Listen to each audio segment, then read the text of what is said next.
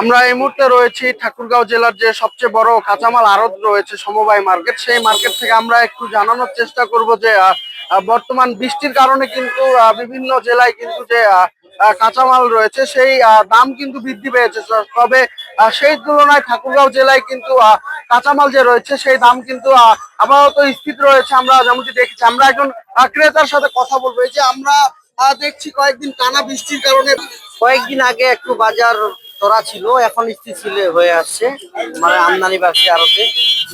এখন দাম অনেকটা নাগালের মধ্যেই আছে। আমি তো মোটামুটি সব সবজি নিলাম অল্প অল্প করে, দেখছি দাম মোটামুটি সীমিতের মধ্যেই আছে।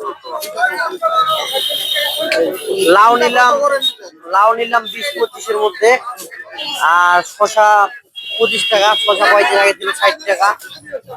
আর হচ্ছে আপনার পেঁপে 15 টাকা, আগেরও দাম কম 8 টাকা। আমরা একজন ক্রেতার সাথে কথা বললাম, তারা আমাদের যেটি জানিয়েছেন যে গত কয়েকদিনের তুলনায় কিন্তু এই সপ্তাহে যে সবজি রয়েছে সেই সবজির দাম কিন্তু নাগালের মধ্যে রয়েছে। আমরা যদি একজন বিক্রেতার সাথে কথা বলি, এখন তো ভাই বাজার আমদানি বেশি হচ্ছে, ওই জন্য দাম কম আছে। কি কি দামে কাইটা হচ্ছে আগে ছিল 35 টাকা, এখন আমদানি বেশি, এখন হচ্ছে 15, 12, 10 এ হচ্ছে। তো দর্শক, আমরা কথা বলছিলাম ক্রেতা এবং বিক্রেতাদের সাথে, তারা আমাদের যেটি জানিয়েছেন যে গত সপ্তাহের তুলনায় কিন্তু এই সপ্তাহে সবজি যে রয়েছে সেগুলোর দাম কিন্তু হাতের নাগালেই রয়েছে।